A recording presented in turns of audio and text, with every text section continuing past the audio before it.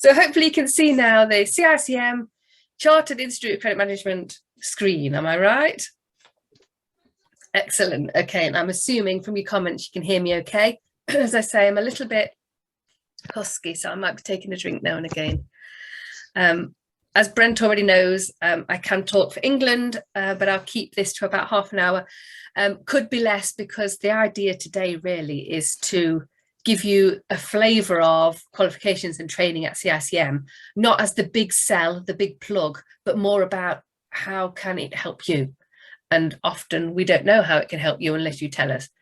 So it's more about giving you the bones of that, and then you asking the things you need to know to get started on either of those. So to begin with, this is me. As you can see, named Jules Eames, Head of Content and Resource. I also do teaching, training, tutoring for CICM as well. So part of today, I'm coming at it from very much the CICM angle. So if you want to know anything about qualifications, anything about training, then I pretty much know what I'm talking about. But for those that don't know me, I won't give you a war and peace about my credit history, but just to put it into context, I am actually a credit manager by trade. So I've been in the industry for 30 years, and I've worked in consumer, trade and export credit. And I started as a credit control clerk many years ago, and I worked my way through and up to a group manager for an international firm. So the reason I'm telling you that is not to show off. The reason I'm telling you that is because that movement through my career was in no small part down to the qualifications, more than the training really, but it's down to the qualifications that I undertook for CICM. So before I was ever working for CICM, I was very much a member, as I still am, and I took advantage of the qualification programme. So I did the level 3, some of you will know about that. So that's our flagship qualification to get CICM letters after my name, which opened a lot of doors for me. And then I went on to do my level 5, which is the CICM grad. And once they became apparent at the end of my name, that's when the headhunting started. So that's why I'm so passionate about qualifications and training, because from a personal experience point of view, it really has made a difference to me. So what I will do is talk very much about CICM and the direction of what we can do to help, but I'm also coming at it from a user's angle. So if there's anything you want to know about what it's like to experience taking the qualifications or the training, any advice as to how I felt it worked better or worse, then pick my brains, basically. That's what I'm here for today. And ask me anything you want. I will always give you my CICM canon and my opinion of how I think it works in practice. So don't be shy. As I say, there's a chat box, I think, in Zoom. So if I don't see that come through and you've got a question for me, I'm sure the lovely Tom in the background will make sure to tell me what that is. And it might be you've got some questions you simply don't want to voice in this forum, which is fine. All you need to do is contact me after. I see my name there, and the email is really easy. It's just jules.eames@cicm.com. And I'm sure Brent will send my details after. So yeah, we can ask anything online today, or if you just want to drop me an email after, we can always take it offline, talk about it. Okay, so let me just not press the wrong button.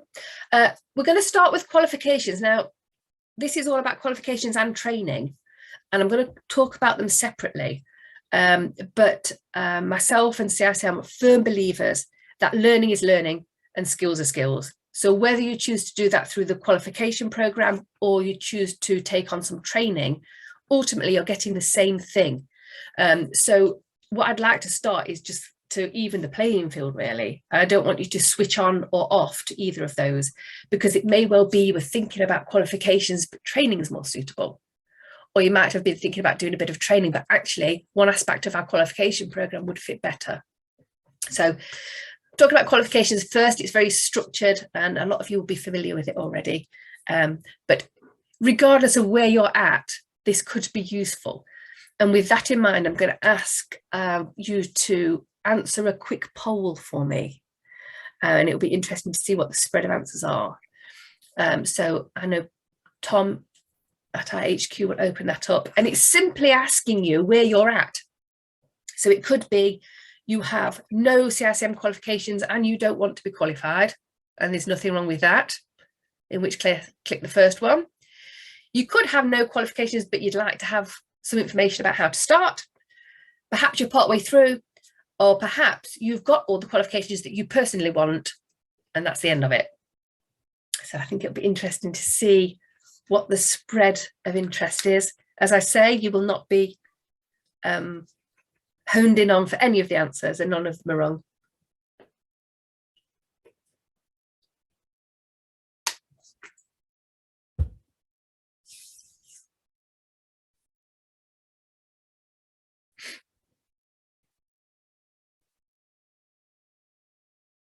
Tom, are you ending poll or am I ending poll? I'll end the poll now. Thank you. Okay, so no one answered the beginning one. So all of you have some interest at some point. Now, B and C, thank you. I can see a lot of you are partway through. So you might have some very specific questions. By all means, use this forum or contact me offline if you want to know, okay, what do I do next? Or maybe a result wasn't how you wanted it to be and you don't know quite where to go now. So often when you're partway through, it can get quite challenging because maybe the path you originally chose hasn't quite gone the way you had anticipated. So by all means, ask the questions for that. This is very much for you. And if you're thinking of stepping your toe into the qualifications, I'm going to take you through what they are, because there is so much choice, quite rightly, because credit is so diverse that sometimes you just think, I don't even know where to start. So I'm going to give you a bit of an outline of what the qualifications look like and how they might fit you. Now, for those that hit D, I am in that group. So I am also fully qualified to the extent now. I say to the extent I want. Yes, I am from a qualification point of view, but I don't ever feel like I know everything that I should know. So I'm glad that I can see 20% of you clicking that, because what we can do today is show you what qualifications can do, even for people that are fully qualified. And again, I'm saying this with my own experience in mind. So of course, this is useful if you have teams, because you can see how your teams can benefit from joining the qualification program. But also it's useful for us. Now, I said a minute ago that learning is learning. It doesn't matter whether that's called a training program or it's called a qualification unit. And so what can be really useful for those of you that clicked D is that you can use your qualification program to upscale, just as you would if you took a training. Just close that down. So for example, I'm going to take you through some of the qualification courses, and you might find as you look through those that they look a little bit different to the courses that you took when you qualified. I know they look a lot different, certainly at level 5, to the CICM course that I took, or MICM course back then. So what I did was when the level 5 program changed, and it changed substantially, highly modernized, and it started focusing on things like business strategy, compliance, and process improvement, things that were never touched in our previous program. And so because of that, I took it upon myself, although I didn't need to be qualified, to still join those programs, because I found that that was a really robust way of upskilling in those areas. So all those that answered D, watch this space and look at the qualification units that make up each qualification, because even if you don't need to be double qualified, you might find it's a really useful way to add to your skills. And I know a few organisations now, particularly large ones, that when their team are going through a qualification, at least one team lead will shadow that qualification with them. So they don't need to qualify again, but what they're doing is sharing the experience, doing the units that they're doing that might have been different to when they did it. And they can be much better mentors and support for them. So just throwing that out there, that I've found that the qualifications are really, really useful that way. So let's talk about what they are. This is a slide I'm not going to spend a lot of time on, because I said I'm not here for the big sell. So these are the reasons why, if you're going to get qualified in our industry, that's where you go. Suffice to say, we're the only chartered institute that provide a regulated qualification. So I think that says it all. But this is more interesting to you. This is the structure of our qualifications. And they can look a bit strange, especially if you're not from an educational background. So I'll break it down. As it says, step one is choosing your level. That's probably the bit that complicates most or confuses most people, because we have what's known as a level 2 or entry level, a level 3, which is intermediate level, and level 5, which is advanced. I'm going to take you through those in a minute so I can explain them. That is roughly the reason you would choose one underneath. So it says for entry, it might be because you're starting out in credit, or you might be validating skills you've already got. Now that's really important. So for example, a lot of level 2 units within the qualification are very tangible vocational units. So how do I risk assess and vet people? How do I communicate in a business environment? How do I collect cash? So what a lot of people do is use level 2, not because they're starting out. A lot of people that have been at it for like 10, 20 years do level 2 because what they're doing is they're using this qualification to validate what they already do. So they'll take the course, they'll take the assessment at the end, they'll get a certificate that says, I know exactly how to assess risk or collect cash or whatever. So that's your level 2. Level 3, this is where you're adding the whys to everything. Okay, so level 2 I see very much as, how do you do what you do? Show me how you do it. Level 3 is, well, why do you do it like that? And have you thought about doing it a different way? And what are the repercussions of what you do? So it's much wider thought. This is really our gold standard, the level 3. It's the one that if you want to show you are qualified in credit management, you go to intermediate. And advanced, as it says, it's for people in more senior roles. Certainly from an academic point of view, you can jump straight to it, but if you've done the intermediate level, it just makes that advanced level easier to do, because it's assuming you've got that base knowledge in things like business law and accounting and economics, that sort of thing. But as I say, you can jump in at any level from a qualification point of view. It's just if you jump quickly, you might find it more challenging to actually complete. And our level 5 will give you your CICM grad letters after your name, which you can keep forever as long as you're a member. And your intermediate will give you your CICM letters after your name, which again you can keep for as long as you are a member. So they're your levels. I talked at you at that, but I'll break it down a little bit in a minute. Just again, focusing on the fact that you don't have to start at entry and work through them. You can choose the one that's most suitable. Then once you know what level you want to study at, you can choose your area. To be fair, step 2 you probably do first, if you already know what area you want to study in. I don't know the exact stats, but we're looking at about 85% of our students do credit and collections. That's our bread and butter stuff. So a lot of people know it as credit management. It used to be called the credit management qualification. It now encompasses everything from vetting, onboarding, right through to recovery and beyond. So that's credit and collections. But we also have specialist ancillary qualifications that stand alone. So you still get a bespoke regulated qualification if you do money and debt advice. So a lot of our money and debt advice charity sectors use that qualification to qualify. But we've found that quite a few of our advanced collection teams, particularly in call centres, are now doing money and debt advice qualifications, because it's really specific to the advice you give to individual customers. So if you're in the consumer setting, a lot of utility businesses, banks, they find it really useful to do that one, because it is so specialised in what you do to offer debt advice and work out priority debts and that sort of thing. If you ever want to know how to help with the budget, that's the one to go to.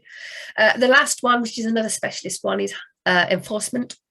So a lot of people that are becoming high court enforcement officers use that to get qualified. But it can be used for anyone that's doing any level enforcement. So again, without keep talking about me, it's just easier to put it into context. I worked in a litigation department within Lloyd's. So when the collections and recoveries team failed to secure the cash, it came to me. And actually, even though it was in-house, I, issued the claim form, secured the judgment, took the enforcement action. So for me, I would go for that as a qualification, even though I'm not in any way a court official or a solicitor. And step 3 is how you want to study. So you can choose whatever suits you. And actually, if you go onto our website, there is a way of doing a self-test of what works best for you, because it's not always what you think it is. You could be the sort of person that just wants to get the materials and work away on your own. You might want to do that with the support of a coach. That's another option. You might want to do virtual. That's our most popular, that middle one. So that's a little bit like we're doing now, but as a classroom. So you get the advantage of a live class with other students, a live tutor, but you work through it on your computer, either at home or at work. So it's really flexible. Or the last option is the good old-fashioned classroom environment, where you all sit down and a tutor comes in and you work through it all. In all of these qualifications, there is called a qualification package because you take a course in one of those chosen methods, and then at the end you have the option, and it is optional, you have an option to be assessed on that subject. Now, once you choose the assessment option and you pass it, you get a unit certificate, and then if you've got enough unit certificates, you gain the qualification. So that's how you secure it.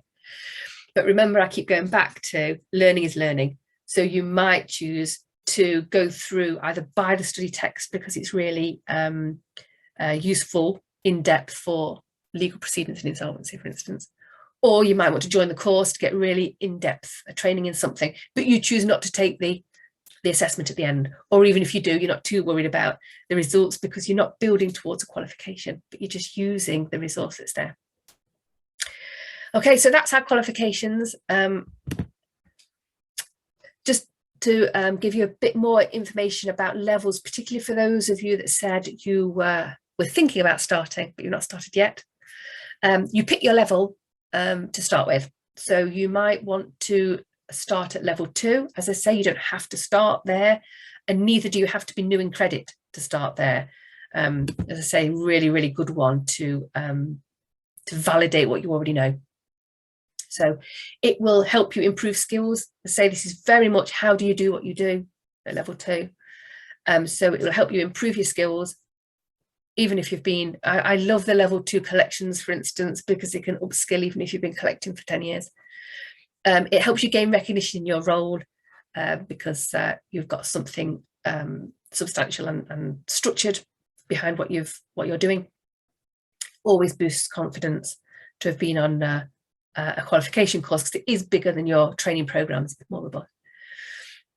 It will improve your performance, and the lovely Tom, if you wanted later, can provide some beautiful statistics on how that genuinely gives you a return on investment in the business. And it builds skills ready for the next stage. So some people use level 2 as a springboard to further things. These are a few of the units that you can select. So it's a bit like a pick and mix. So you go in and you say, oh, well, if I take I don't know, maybe I work in consumer, so I'll take a couple and get a certificate. So I might get a consumer credit management, and I might take telephone collections. So you might select those, or you might say, actually, I work more in a different area, so I might concentrate on business communications and personal skills. That's more like what I'm going to do. So you select the ones that are most useful to you to build enough units for a qualification. So to get your certificate in credit collections, you need to secure passes in 2 of those units. If you want the diploma in credit and collections, you need to secure 4 passes in 4. Okay. So for those of you that are part way through, 4 if you want the diploma, 2 you already get the certificate. And even if you're aiming for diploma, you will find a lovely certificate appears once you've completed 2, which is always nice. So you kind of get little boosts throughout your program. So any of those, as I say, you can choose, and you don't have to just pick 2 or 4 if actually you want, from an upskilling point of view, to do more. They're all there for you. Every single one of them will have opportunity, if numbers suffice, to be taught online, or you can do it at distance or with a coach. And coaching is particularly popular at level 2. So that would be where you take it upon yourself to do it. You already have an assignment, so you know what you're meant to be looking for as an answer, and then you use a coach to build your knowledge. Okay, so I'm going to move on to the others, because it might be that when I've told you all the levels, that's when the questions come. So I'm going to tell you what level 3 is all about now. This is the one that most people are familiar with. Those of you, and there's quite a few of you that have already got qualifications, you might know level 3 as your credit management, business law, business environment, accounting principles. So most of us long enough in the tooth will know that that was the core for level 3, and it still remains the preferred route in level 3. So particularly if you want to go on to do more academic learning, those 4 will underpin any higher learning. So we would recommend you do those. As it says there, it will improve your skills, and I've already said about how it straps the why onto how you're doing things. So much more about best practice principles, and how you can see the reasons why you're doing the things that you're doing, which is really important. Of course, it raises your profile as well as your performance, because you get your ACICM letters after your name when you have completed a level 3 qualification. And it prepares you for your next level. And, you know, it's not just me, there are other people that have said the moment those letters go on the end of your name, that's when you get noticed. And certainly some recruitment organisations don't want to know until you've got those letters. So it's a really key one to have. Same principle at level 3. It simply is a higher level. So from an academic point of view, you need to write it at a higher level. There's lots on our website that shows you what we mean by that. And there are samples of what level 2, level 3 writing looks like, in case you're worried about it. But all of that gets coached. So it's not like you're jumping in saying, I don't know what level 3 actually means. And these are our units. As I say, you've got those core 4, but there are others that perhaps weren't there for some of you when you studied before. Debt recovery, so advanced collections, again, communications and personal skills are in there. And for those that are specialising in areas like risk, you'll see a specialised unit on credit risk management, for instance, is in there. Same principle. So you select a couple of them and get a certificate, or you secure passes in 4 of them and you get your diploma, and that's where your letters appear after your name. So that's your level 3. And finally, level 5. I will pause for questions in a second, but level 5 is our advanced level. You can jump in there. Be warned, if you've not done level 3 or something similar recently, it might be quite challenging from an academic point of view. It doesn't mean you can't try. Much more strategic level. All of the assessment at level 5 are assignments that ask you to do something really practical, like create a business report for, or assess the risk of your business. So they're highly practical tasks that you're asked to do at level 5. And the beauty of these level 5s is that whatever you produce, you can physically go and use in your business. So most people, vast majority of people, will answer their level 5 assignments based on their own organisation.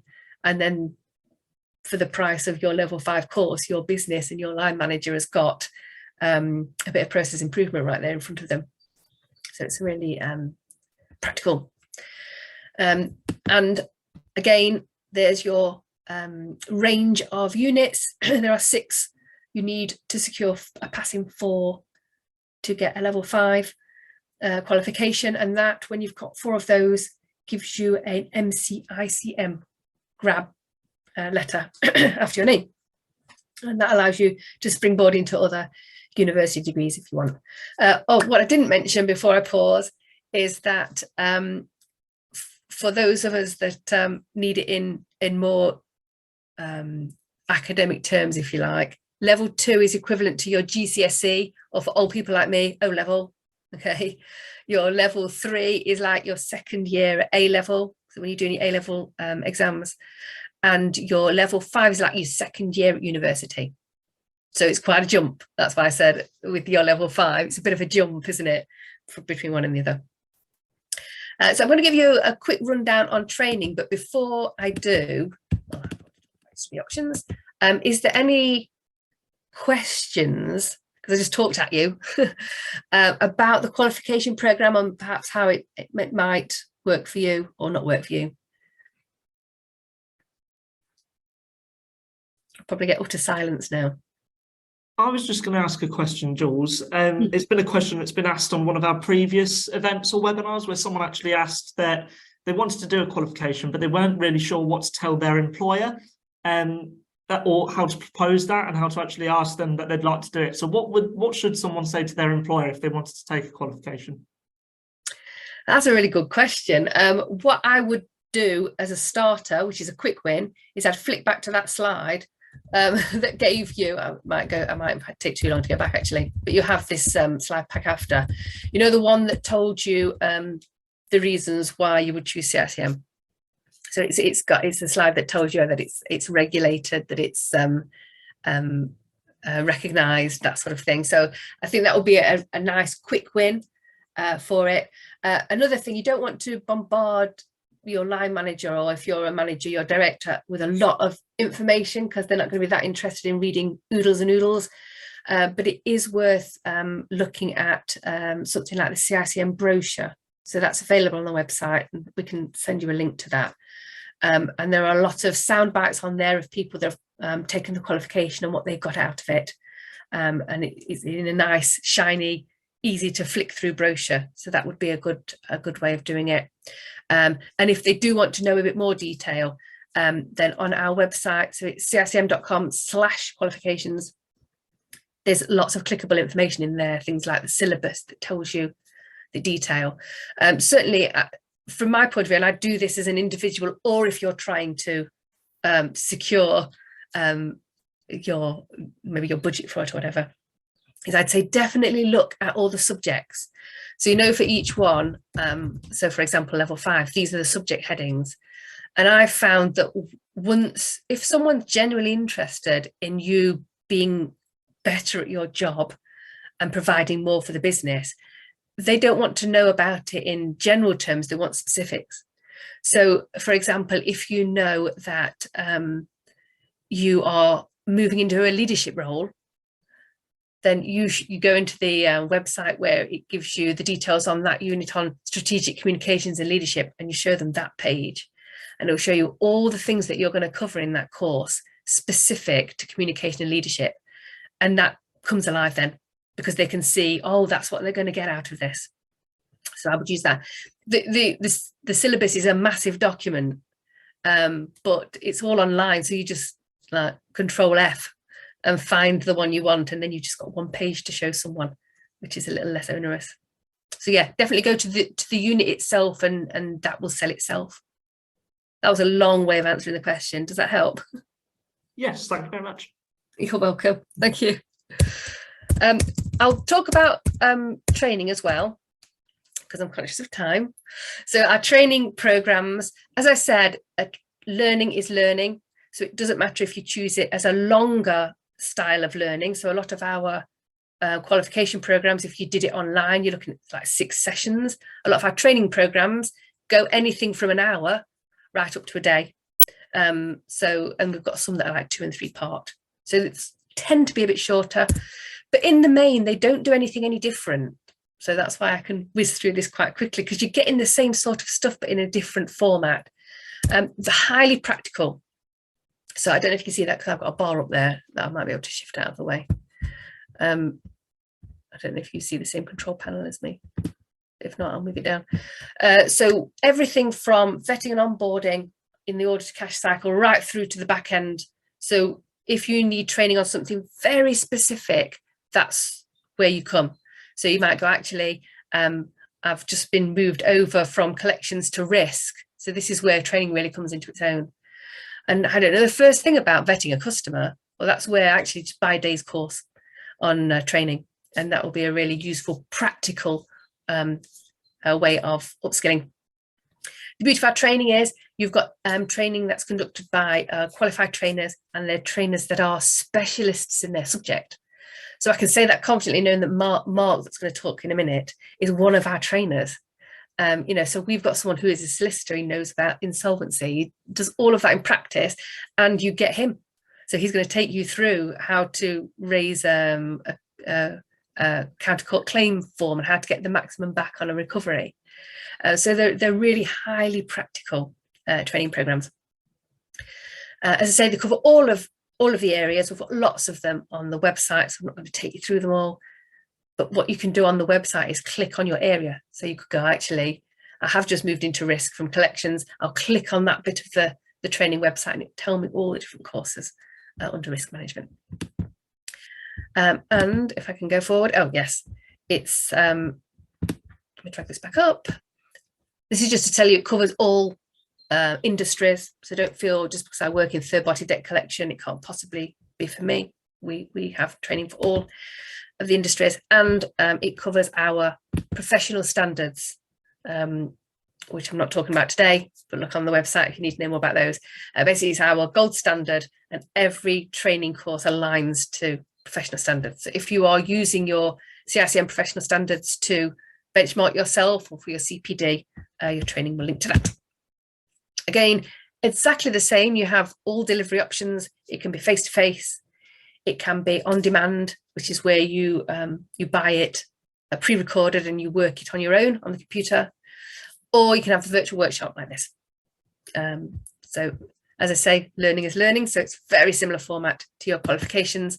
The only difference is you do get a certificate of completion, but you don't get your qualification letters. But other than that, mix and match. That would be my advice, because you might find a subject in one that's not in the other, and it will be more useful for you. When asked what training does, this is what I would say it covers. It will refresh skills, upskill, diversify your knowledge in different areas, and align a whole team. So it is particularly popular for people that want to take a group of staff through an exercise. The return on investment is just something to take away. Similar to Tom's point, it might be that you need some leverage to secure some funds for training. So that will help with that without me having to read it.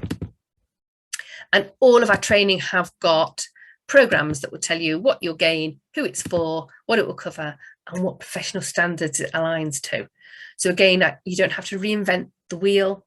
This one particularly is on managing insolvency, for instance. If you know that, and we do, insolvency cases are going to go up, Mark's just about to talk about that, then maybe just download that particular program. You might choose to use it, or you can use that to leverage a bit of funds for it. And that's it. As I say, that's just one of our benefits. So you'll see details on the website.